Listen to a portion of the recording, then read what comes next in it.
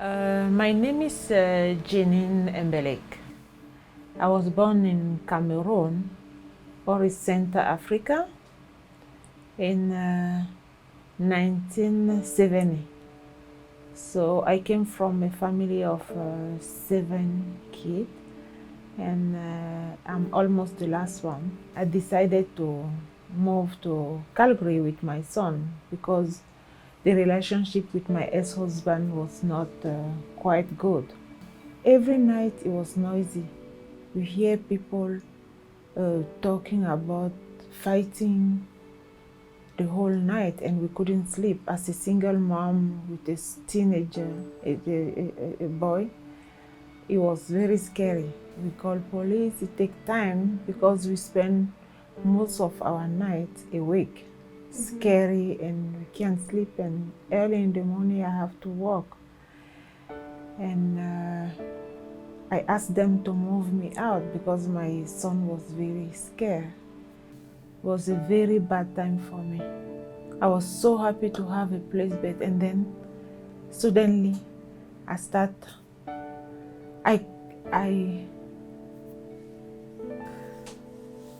and at the same time I went for a mammogram, and I got diagnosed for a breast cancer.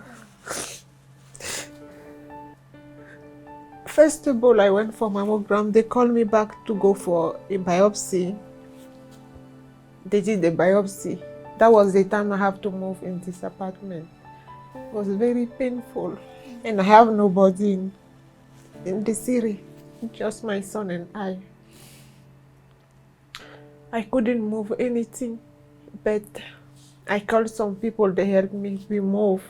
I didn't know what was going on. I thought it's just the biopsy. Everything will be okay. So as soon as we moved here, and then they called me, they said I was diagnosed with a breast cancer. I said, God, I've been looking to have a very nice place. Now I have a very peaceful place, and I'm sick. It was very hard. I didn't know how to talk to my son about that. So I went to one of the family friends from church. I asked them if they can take my son. They took my son there. I hid that to my son. And then I called my ex-husband in Montreal. I told him that I'm sick because he also had health problem.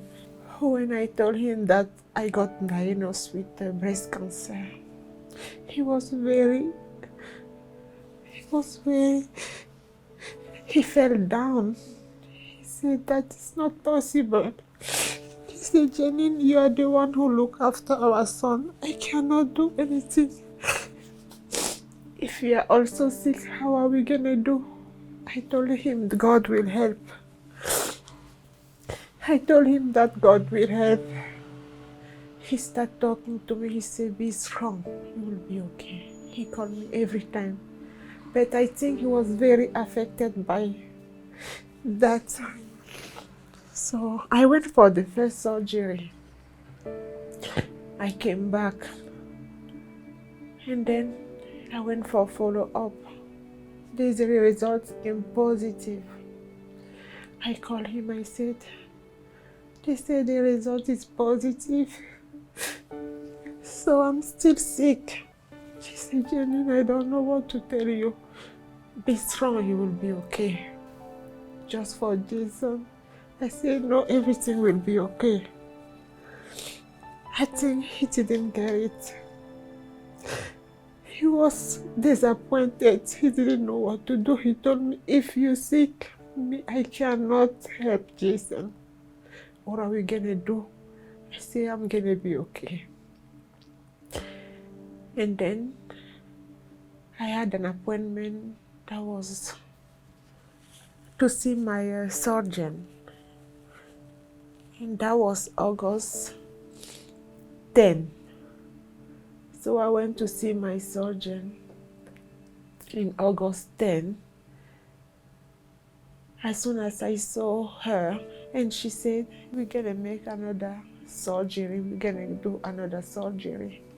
As soon as I left the surgeon office, I tried to call my ex-husband to let him know what's going on. His girlfriend just told me that he did not respond. I start driving. I stop in the middle of the highway because he's the only one I used to talk. He was the only family member I had in Canada. He used to live in Montreal. See, I don't know who I'm gonna talk about now. I just stop. I pray, I cry, and then I start my car again. Start driving home, and his girlfriend called me. He said he just passed away. I said, God, no. I thought I was gonna die. I thought I was gonna die. He was the only one who was talking to me, calling me every time. And then I said, I haven't talked to my son about my health.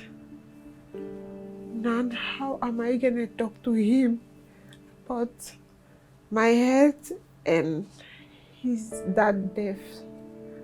I don't know. I came here. I saw Shannon.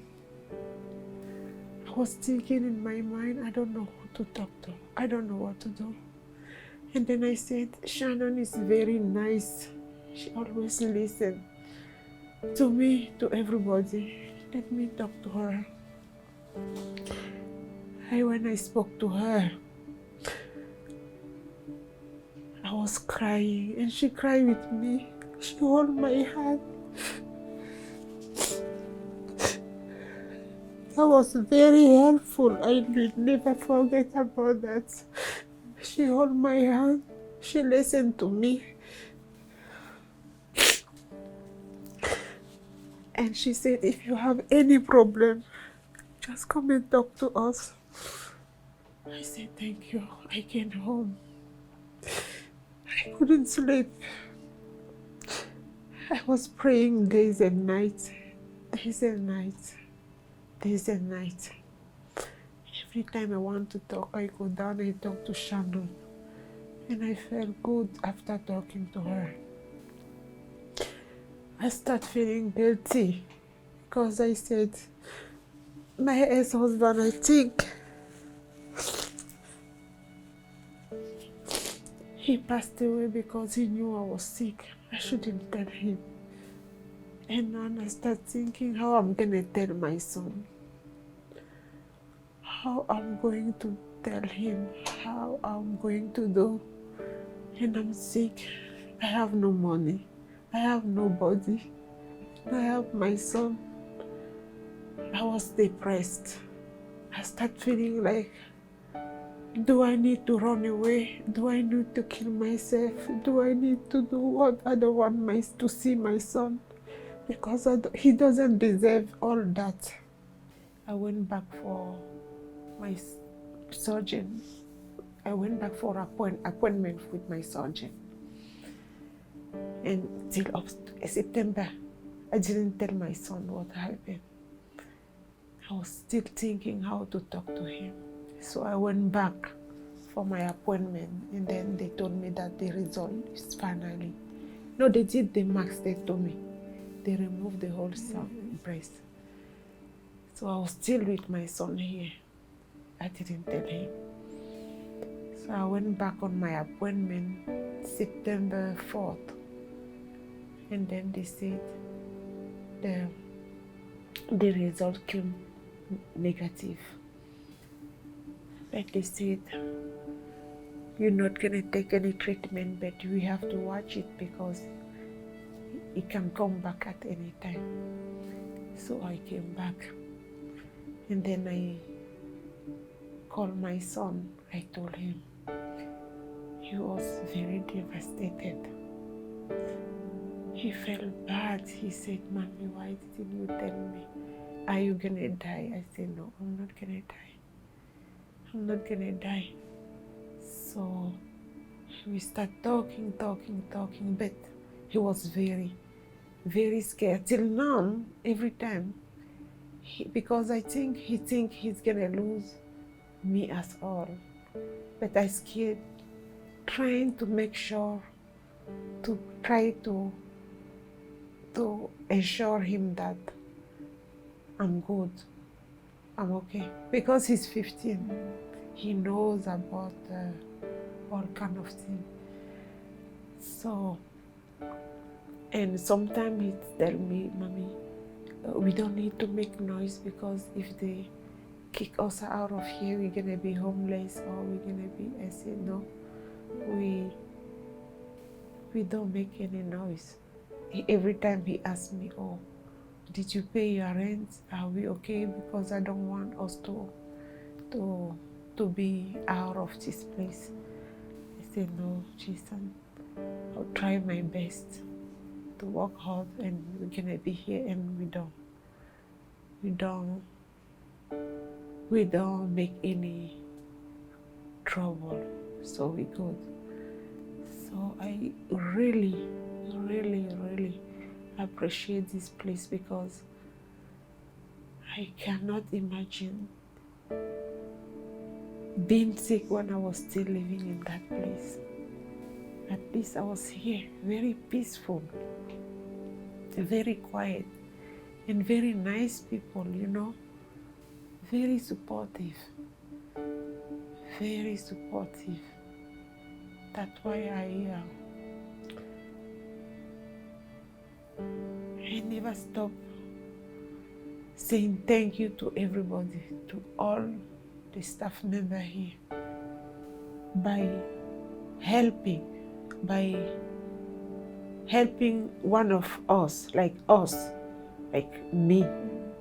It make a big difference, because without that, you know, can you imagine being sick, having one son, you have no income, you have no family member, and you don't know if you're gonna be on the street one day, and you find people that will tell you that, you know, you're not by yourself, we can help you, you know. It changed my life when Shannon told me that, you know, you are qualified, we're gonna help you. I felt like very released, because I was feeling like I don't know what to do. I don't know what to do. I feel like I'm gonna die, but not anymore, you know. Now I know I have somewhere to put my head. I have somewhere I come and put my keys in, peaceful. It make a big difference. I mean, it saves people's life, you know, because when you are in deep depression, you just see everything dark. And then when you feel saved, because knowing that they are helping us, you feel like you feel safe. It's very, very important. They save me personally, they saved my life.